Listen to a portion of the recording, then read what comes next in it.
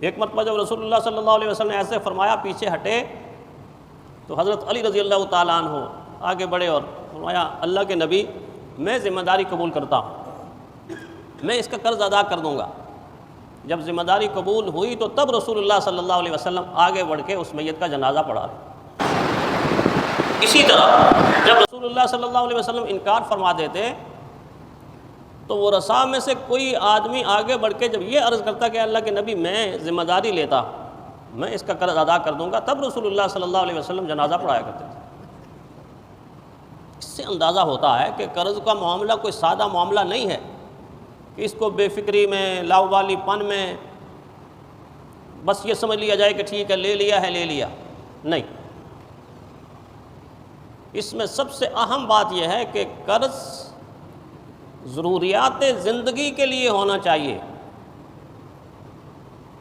قرض luxury atom, عیاشی کی زندگی اور رسم و رواج میں خرچ ہونے والی رقم قرض میں کبھی نہیں لینی چاہیے، کبھی نہیں لینی چاہیے۔ ضروریات زندگی میں کیا آتا ہے؟ کھانا آتا ہے، پینا آتا ہے، پہننا آتا ہے، بنیادی طور پہ مکان آتا ہے، کوئی مکان بنا رہا ہے، چھوٹا موٹا مکان بنا رہا ہے، اس کو ضرورت پڑ گئی، اس کے لیے قرض لے لیا۔ کچھ چھوٹی موٹی دکان کر رہا ہے، ضروریات زندگی ہے، کاروبار چلے گا، اس کے لیے اس نے قرض لے لیا۔ یہ ضروریات زندگی ہیں۔ کوئی بیماری آ گئی، علاج کے لیے پیسے نہیں ہیں، قرض لے لیا، عقل مانتی ہے ضرورت ہے۔ لیکن یہ کیسی ضرورت ہے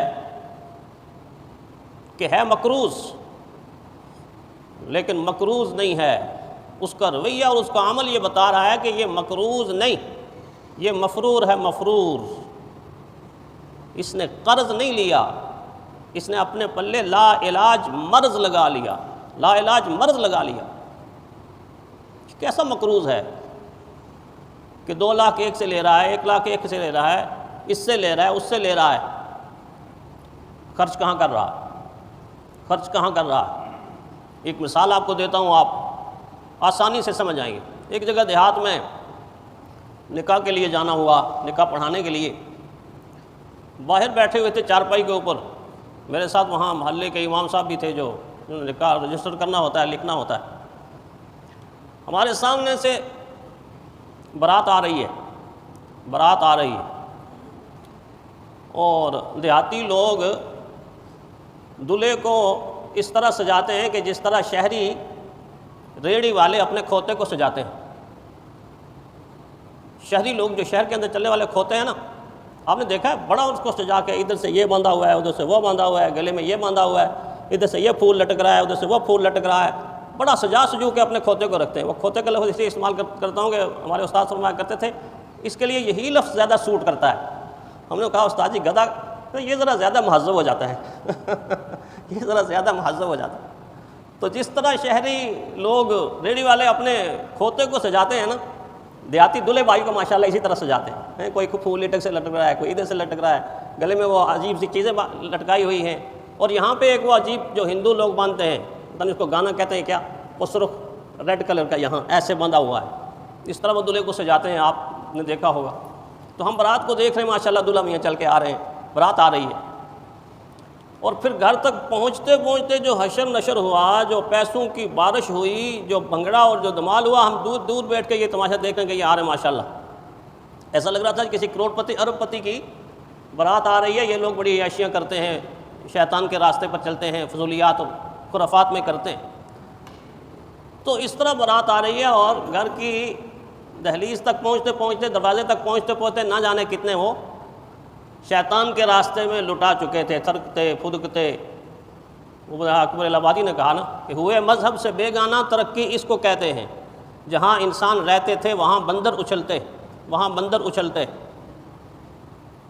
اس چیز کے اندر نہ جانے کتنا انہوں نے پیسہ باہر گلیوں کے اندر، خرافات کے اندر، رسومات کے اندر لٹایا۔ تو میں نے امام صاحب سے کہا جو میرے ساتھ بیٹھے ہوئے تھے، میں نے کہا ایک تماشا تو آپ نے دیکھ لیا؟ کہنے لگے دیکھ لیا۔ میں نے کہا اب دوسرا تماشا جب آپ میرے ساتھ اندر چلے گئے نا، میں آپ کو دکھاؤں گا۔ جب اندر وہ چلے گئے اور نکاح کا وقت آیا تو میں نے پوچھا بھائی بہو بیٹی کا مہر کتنا رکھنا ہے، بہو بیٹی کا مہر کتنا رکھنا؟ تو دلہا کے والد صاحب کہنے لگے حضرت ₹32 شرح محمدی رکھ دیں، 32، اور میں وہ منظر پہلے والا دیکھ چکا تھا۔ پھر میں نے تھوڑا سا بزرگ سمجھ کر ان کی مرمت کی، ان کی پالش کی، یوں سمجھے کہ مالش کی، اور میں نے عرض کیا تمہیں کوئی شرم نہیں ہے، کوئی حیا نہیں ہے، کوئی غیرت ہے، یا غیرت کا جنازہ نکل چکا ہے؟ ابھی 10 منٹ پہلے تم شیطان کے راستوں میں ہزاروں روپے لٹا رہے تھے، خرافات پہ ہزاروں روپے خرچ کر رہے تھے، اور جب بہو بیٹی کو گھر لے جانے کا وقت آیا تو اس بہو بیٹی کے لیے تمہارے پاس ₹32 ہیں، کوئی غیرت نہیں، کوئی شرم نہیں۔ جس کو بیٹی بنا رہے ہو اس کو 32، اور ناچنے والے، گانے والے، پھدکنے والے، خرافات پر تم ہزاروں روپے خرچ کر چکے ہو۔ کوئی ہے عقل کی بات؟ اور یہ اس نے پلے سے نہیں خرچ کیے۔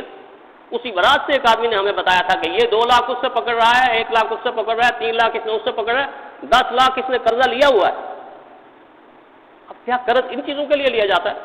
کہ ایسی چیزوں کے لیے قرض لیا جاتا ہے کہ جب جائز کا معاملہ آئے تو ہاتھ کانپنا شروع ہو جائیں؟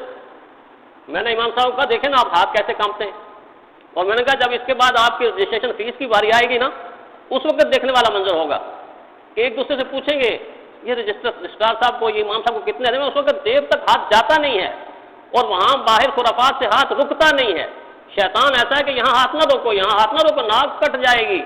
ناک بھی تو ہماری کوئی چھوٹی سی نہیں ہے نا، یہاں سے لے کے گجرا والے تک لمبی ہے، اور کوہ ہمالیہ سے اونچی ہے۔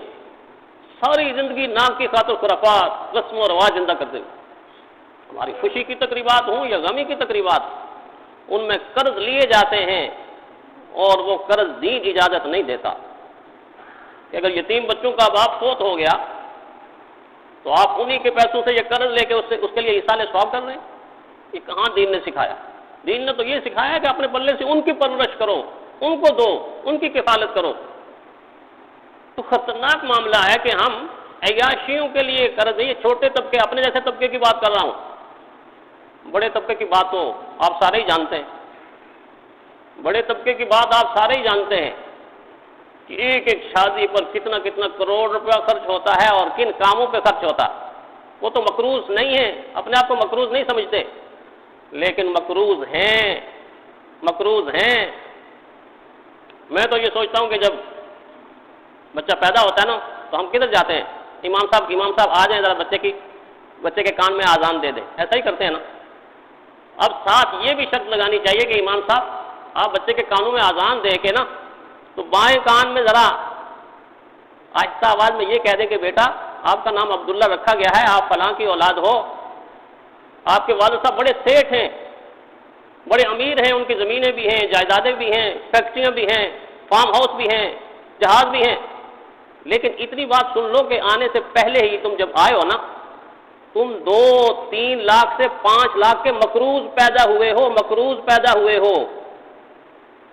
وہ کسی نے کہا نا ہے تو سیٹھ صاحب بڑے مالدار، لیکن رہے کنگال کے کنگال۔ ہر پیدا ہونے والا بچہ، ہر پیدا ہونے والی بچی، مرد، عورت، ایک پاکستانی اس وقت کم از کم 3 سے 5 لاکھ کے درمیان مقروض ہے۔ 51,000 ارب میرے اور آپ کے نام پر، اس ملک کے نام پر لیا جا چکا ہے۔ ہمیں ملے نہ ملے وہ الگ بات، لیکن ہم عالم ارواح سے ہی جب بطن مادر سے پیدا ہوتے دنیا میں آتے ہیں تو مقروض ہی پیدا ہوتے ہیں۔